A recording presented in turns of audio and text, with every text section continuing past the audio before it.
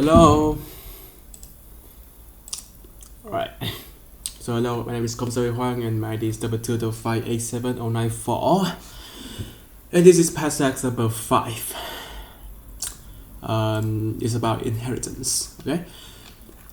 So look at the diagram here. So we have animal as a mother class. I would say mother class. Okay. So eagle, wolf, feline, and tiger are the child classes or subclasses. Okay. So eagle, wolf, feline inherit from animal, and tiger is inherit from feline. Right. This is inheritance. Now we keep this diagram to explain. Alright. So we'll walk through the class that doesn't do the way that we doesn't use inheritance first. We don't use inheritance first. So then we will talk about the inheritance later. So animal. So as you can see, we make an animal class with these basic attributes, with these methods for each animal. The tiger makes noise, eagle make noise, wolf make noise. Okay. So we test out. We initialize animal. We initialize these three objects: Tony tiger, Eddie eagle, we need a wolf with animal type, right? And test every function that are already in the animal class. But this is not optimal. Run, as you can see. These are basic information. Have to bring details, and it is sleeping, eating 1 pound of fish. It says visual. This is all built-in function. This is all function that we already did in the animal class. So it worked, but it's not optimal. Let's jump to the way that we use inheritance. Okay, I will keep it here. Okay, inheritance. Animal with inheritance. So what do we have here? For the attributes, is basically the same with the animal one, right? But notice that we have protected type here. This is a new type. So what is protected type? Protected is type that these attributes can only be accessed from in this class or from the child class of this class, right? So animal is the mother class, and like feline is the child of animal, so it can access these attributes. Basically, it has these basic function, and also notice that there are new keyword virtual. So we use this so that this method can be override by the child. Right? So we have here.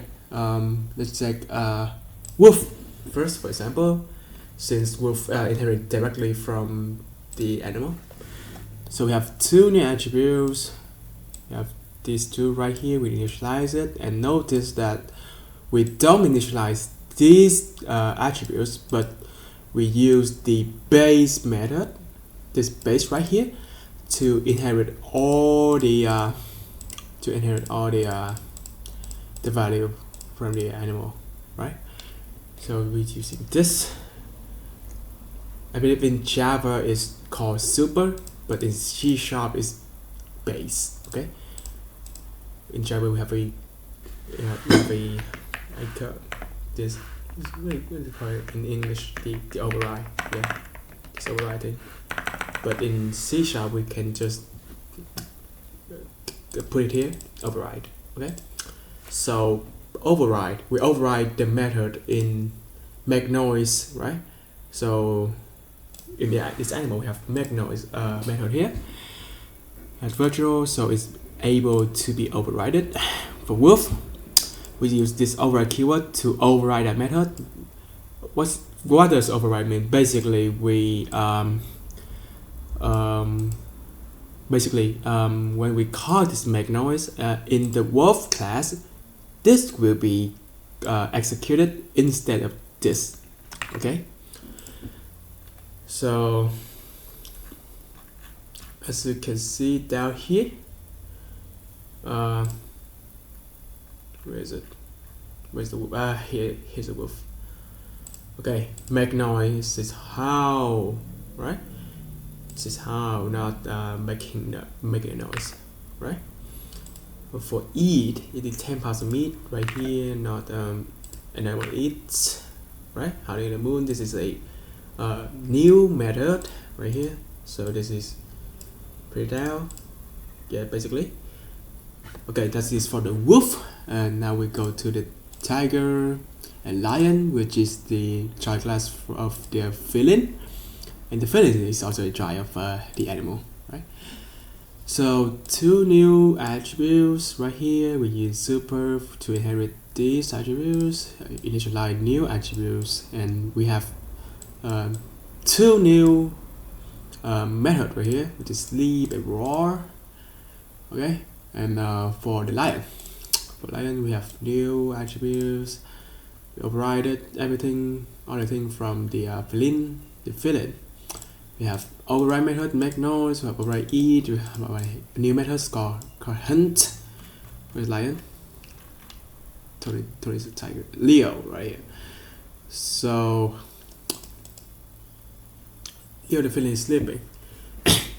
Notice that there are no function that or no method that printed out this line in the lion.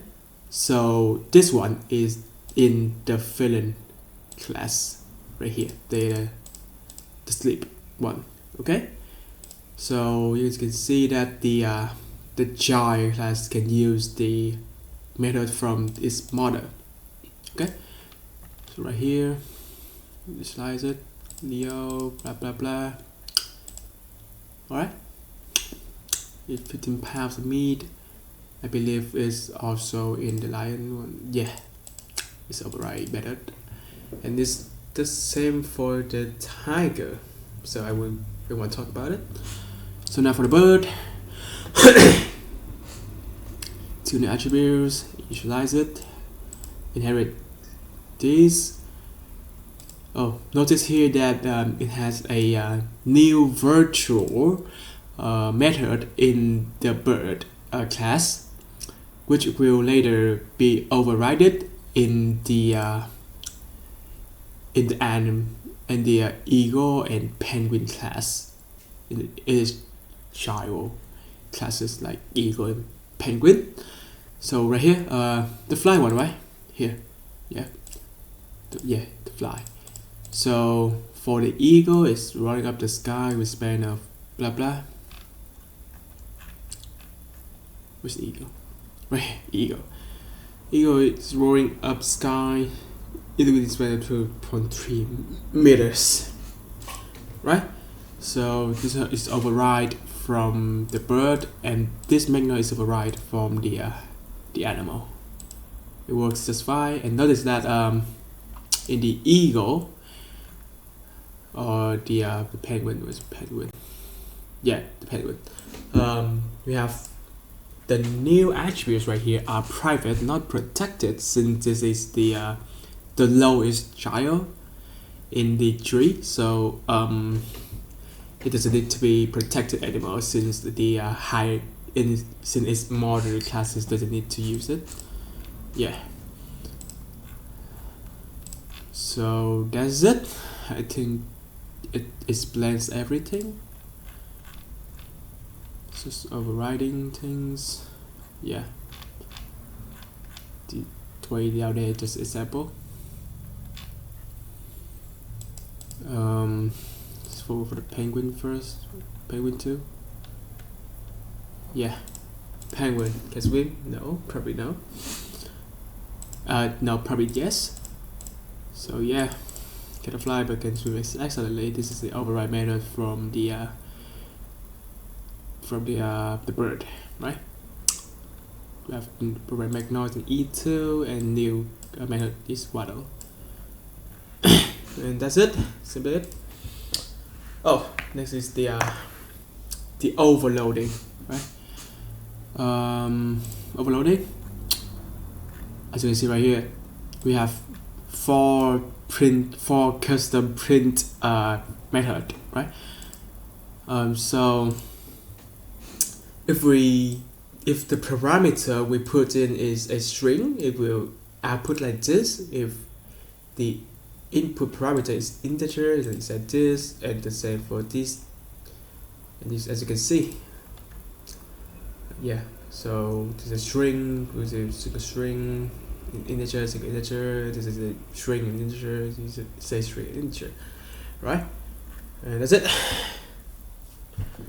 So for the last one, for the exercise, class A and B, right? Oh yeah. So this I here, so the B is the so A is the mother and B is the child. I changed the I from private to protected, so B can access it, and at the same time, the value of I is safe. If we like, and the value of I is safe, it's not public, it's safe here. Yeah. So other classes cannot access it. So notice right here, I did not include the sum because in A is protected, so it can be used in class A and class B. But notice right here, we use it in this public function print result in class B. It can be accessed this way, right here. Okay, so that's it. I hope I explained everything well. Thank you.